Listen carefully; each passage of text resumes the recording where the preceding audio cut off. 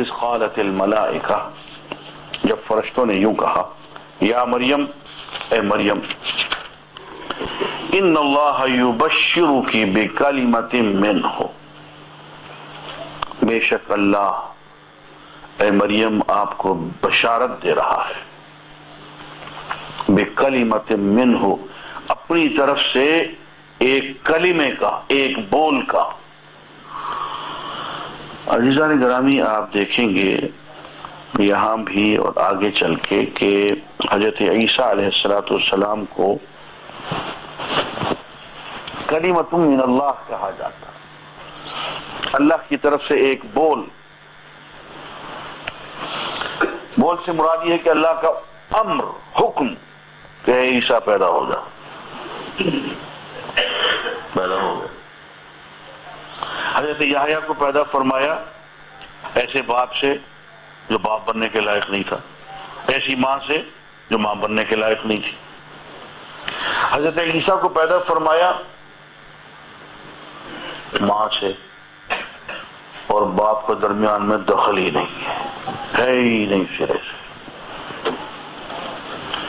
اس لیے حضرت عیسیٰ علیہ السلام کو کلمۃ من اللہ بھی کہا جاتا ہے، روح اللہ بھی کہا جاتا ہے، اللہ کی طرف سے روح، اللہ کی طرف سے امر، اللہ کی طرف سے بول۔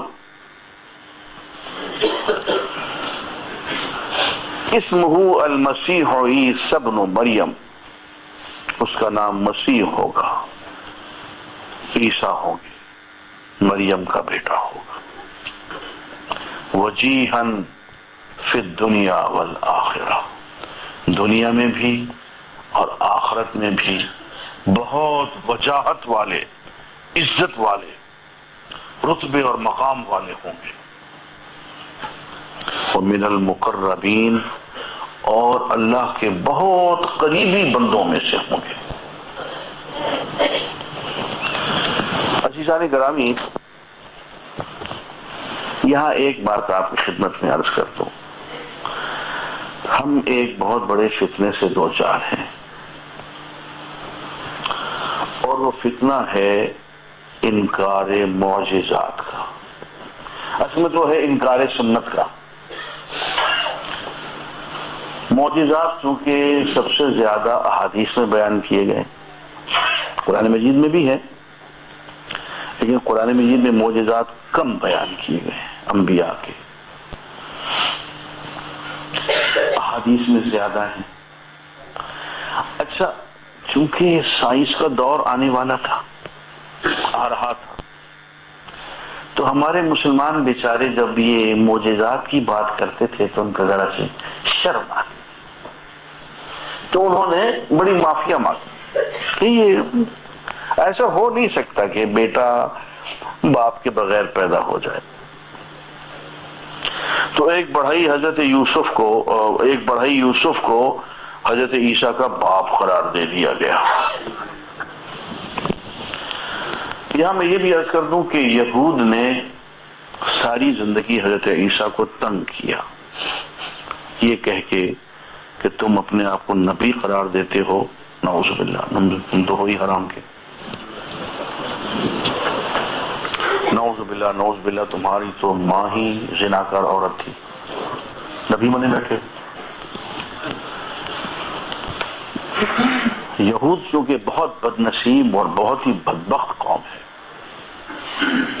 تو انہوں نے ساری زندگی حضرت عیسیٰ کو ایذا پہنچائی، اور انہوں نے یہ کہا کہ تم اپنے آپ کو بغیر باپ کے معجزانہ پیدائش قرار دیتے ہو، ہم تو تمہارے باپ کو بھی جانتے ہیں، تو یوسف وہ بڑھائی، اس سے تمہاری ماں چوری چھپے ملا کرتی تھی۔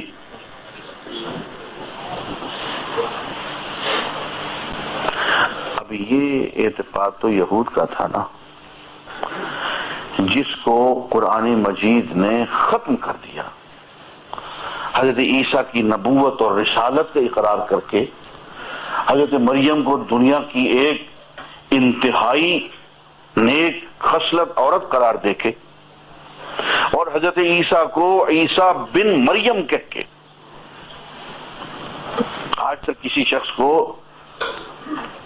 ماں کے نام سے نہیں پکارا گیا۔ قرآن میں عیسیٰ بن مریم لکھ دیا گیا، اور یہ سند ہے اس بات کی کہ عیسیٰ بغیر باپ کے پیدا ہوئے. عیسیٰ بن یوسف نہیں کہا، عیسیٰ بن مریم کہا. یہ یہود کا منہ بند کرنے کے لیے کافی. اسی لیے ہم ایک بات کہا کرتے ہیں اپنے عیسائی دوستوں سے کہ تم تو یہود کا مقابلہ نہیں کر سکے. یہود نے جو جو تہمتیں تمہارے نبی پہ لگائیں، تمہارے نبی کی والدہ پہ لگائیں، تم تو مقابلہ نہیں کر سکے. ان ساری تہمتوں کا قلع قمع تو محمد رسول اللہ نے آ کے کیا. اس کی جو آخری اور مستند جو بات آئی ہے وہ تو قرآن کی طرف سے آئی ہے.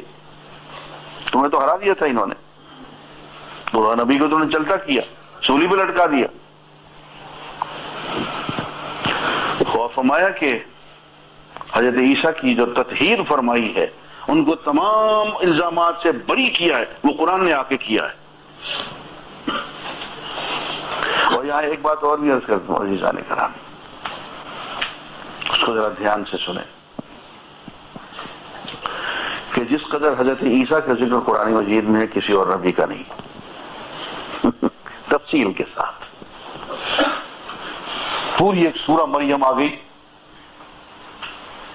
اور پھر اس سورہ میں آل عمران آ گئی، ایک نہیں دو سورتیں اسی نام سے آ گئی، اور پورے حضرت عیسیٰ کے خاندان کا ذکر آ گیا، اور ان کی پیدائش اور ان کے معجزات ایک ایک تفصیل سے ابھی آپ پڑھیں گے.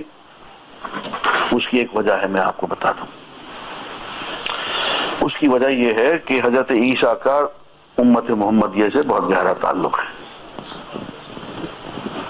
انہیں پھرانا ہے، اور کم از کم 100 احادیث ایسی ہیں، بالکل صحیح احادیث ہیں، جن سے ثابت ہوتا ہے کہ حضرت عیسیٰ پھر آئیں گے.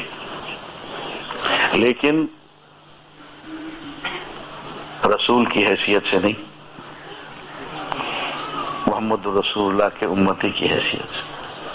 مقام رسالت برقرار رہے گا، لیکن رسالت کا عہدہ برقرار نہیں ہوگا. دو باتوں میں فرق ہے.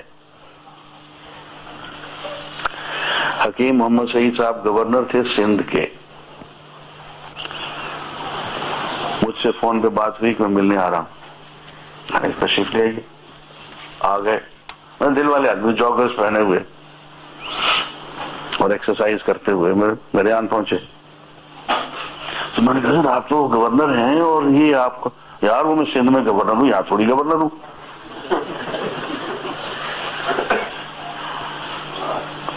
اب ان کا گورنر کا مقام تو تھا، لیکن پنجاب میں ان کا گورنر کا عہدہ نہیں تھا. بات سمجھ میں آئی کہ نہیں؟ سندھ میں تو گورنر کا عہدہ بھی تھا، ان کا مقام بھی تھا. پنجاب میں ان کا پروٹوکول میں گورنر کا مقام تو تھا، لیکن گورنری یہاں چل نہیں رہی تھی.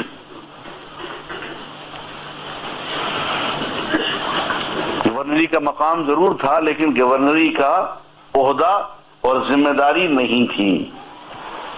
حضرت عیسیٰ علیہ السلام جب یہاں دنیا میں آئیں گے، ان کا رسالت کا، نبوت کا مقام تو ہوگا، لیکن رسالت کی، نبوت کی ذمہ داری نہیں ہوگی. اس لیے وہ جب نماز بھی پڑھیں گے تو امام مہدی کی امامت میں پڑھیں گے، ان کے پیچھے کھڑے ہو کے نماز پڑھیں گے. اور وہ شخصیات جن کا کہ قرب قیامت میں امت مسلمہ اقتداء کرے گی اور ان کے پیچھے چلے گی اور ان کے ساتھ مل کے دین کو قائم کرنے کے لیے اور جہاد کرنے کے لیے ایک بڑی جد و جہد کرے گی، ان میں سب سے بلند ترین مقام حضرت عیسیٰ علیہ السلام کا ہے. اس لیے ان کو بہت اہمیت دی گئی ہے قرآن مجید میں، اور آگے ہم پڑھیں گے کہ ان کے بارے میں کچھ پیشگوئیاں بھی ہیں. اب مسئلہ یہ ہو گیا کہ یہ تو ساری اب یہ معجزات کی کہانی ہے. ایک شخص مر گیا، سولی پہ لٹکا دیا گیا، آپ کہتے ہیں نہیں یہ تو وہ نہیں تھا، شبہ لہم، اس کے شبہ میں کسی اور کو لٹکا دیا انہوں نے، اس کو آسمان پہ اٹھا لیا، وہ پھر آ جائے گا. کیا باتیں کرتے ہو یار، چھوڑو. بچوں والی بات ہے. اور یہ کیسے ہو سکتا ہے کہ باپ کے بغیر بیٹا پیدا ہو جائے؟ یہ عیسیٰ بن مریم نہیں تھا. یہودی ٹھیک کہتے ہیں. یہ کیا ہے؟ یہ ایک دماغ کے اندر کوڈ ہے. معجزات، پھر قیادت، ایک یہ کیا ہے؟ یہ ایک دماغ کے اندر کوڈ ہے. معجزات، پھر قیادت، ایک نیچرلزم کی بیماری ہے جس میں گزشتہ صدی کے کچھ لوگ مبتلا تھے، اس سے پہلی صدی کے بھی کچھ لوگ مبتلا تھے. یہ جن کیا ہوتا ہے جی؟ یہ جو جن الگ مخلوق نہیں. کیا ہوتے ہیں بھی جن؟ یہ جو دیہاتی لوگ ہوتے ہیں نا لمبے ترنگے، یہ جن ہوتے ہیں. یہ لکھی ہوئی ہیں یہ چیزیں. یہ فرعون کیسے غرق ہو گیا جی سمندر میں؟ راستہ کیسے نکل آیا؟ یہ کوئی معجزہ وجہ نہیں تھا. یہ جوار بھاٹا نہیں ہوتا ہے، سمندر کی لہریں ادھر ہوتی ہیں ادھر ہوتی ہیں. یہ جوار بھاٹا تھا، یہ لکھا ہوا. اور عقل کے مارے ہوئے جوار بھاٹے میں سے لوگ گزر سکتے ہیں یوں؟ لشکر کا لشکر، ہزاروں کی تعداد میں لوگ. جوار بھاٹے میں تو لہریں اوپر نیچے ادھر ادھر ہوتی ہیں، درمیان میں خشکی کا راستہ تو نہیں بنتا ہے. لکھ لیا. جتنے بھی معجزات ہیں سب کی ایسی ہی تعویل کر ڈالی اور کھلم کھلا معجزات کا انکار کرتے چلے گئے. آگے ہم پڑھیں گے کہ حضرت عیسیٰ علیہ السلام نے پگوڑے میں گفتگو کرنا شروع کر دی. کہتے ہیں کہ بچپن میں تو ہر کوئی بولتا ہے، اپنے وقت پہ بولے ہوں گے. جب بچہ 2-3 سال کا ہوتا ہے تو بولتا نہیں. بھائی قرآن یہ کہہ رہا ہے کہ حضرت عیسیٰ علیہ السلام جب پیدا ہو گئے لوگوں نے آ کے ہجوم کر دیا حضرت مریم پہ، تو اس وقت انہوں نے کہا بچے سے پوچھو، قرآن میں لکھا ہوا ہے. اور تم کہتے ہو نہیں وہ بچے تو اپنے وقت پہ بولتے ہی سارے، تو اس میں کون سی کمال کی بات ہے؟ بچپن میں بات کر لی انہوں نے 3-4 سال کی عمر میں. یہ کیا ہے؟ یہ دماغ کا کوڑ ہے. انکار سنت، انکار حدیث، انکار معجزات. ہماری تاریخ کا ایک بہت مخلص انسان اس فتنے میں مبتلا ہوا، سر سید احمد مرحوم. اور اس کی اس زمانے میں خبر لی ہے مولانا جمال الدین افغانی نے.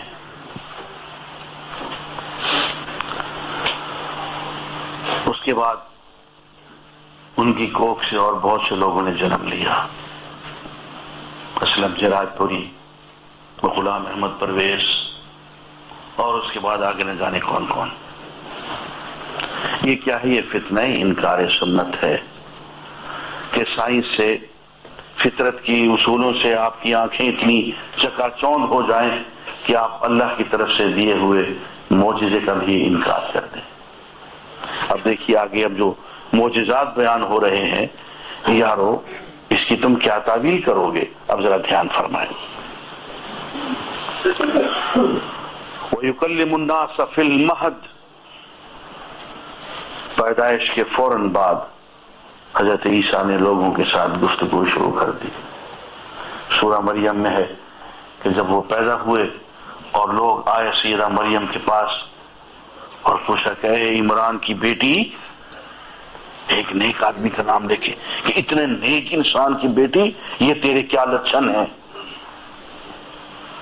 سیدہ مریم نے بیٹی کی طرف اشارہ کر دیا. قال انی عبد اللہ. اس وقت حضرت عیسیٰ نے کہا میں اللہ کا بندہ ہوں. آتانی الکتاب وجعلنی نبیا، اللہ نے مجھے کتاب عطا فرمائی ہے، مجھے نبی بنا دیا ہے. اب کیا کہو گے اس کو؟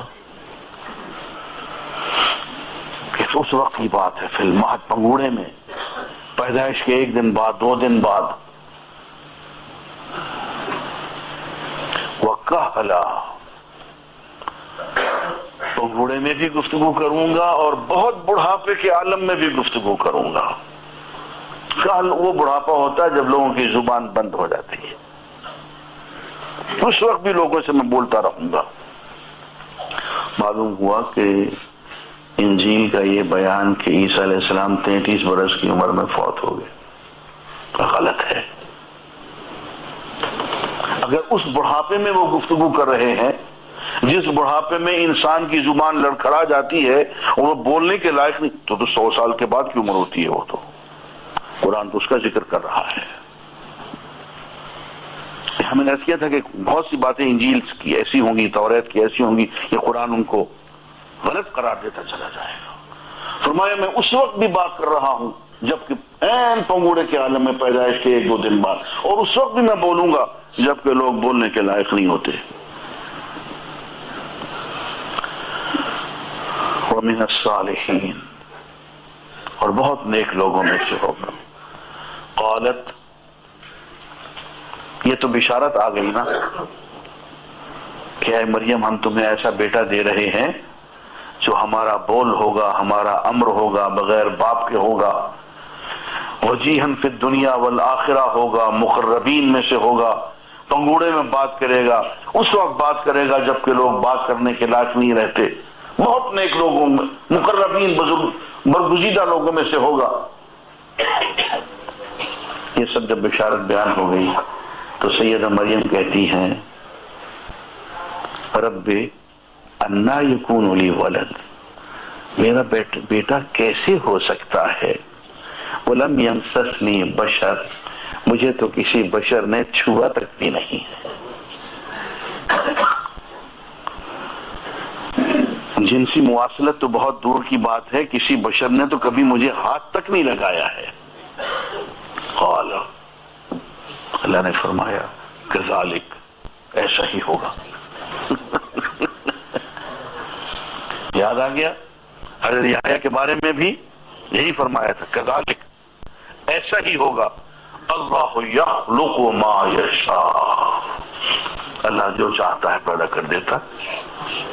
اس نے اگر بغیر باپ کے، بغیر ماں کے آدم کو پیدا کر دیا تو یہاں تو صرف ایک باپ کی بات ہے۔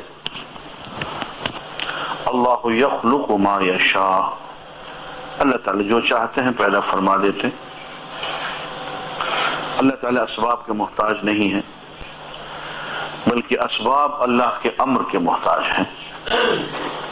اذا قضا امرا، جب اللہ تعالیٰ کسی معاملے کا فیصلہ فرما دیتے ہیں، فإنما يقول له کن فیکون، تو اللہ تعالیٰ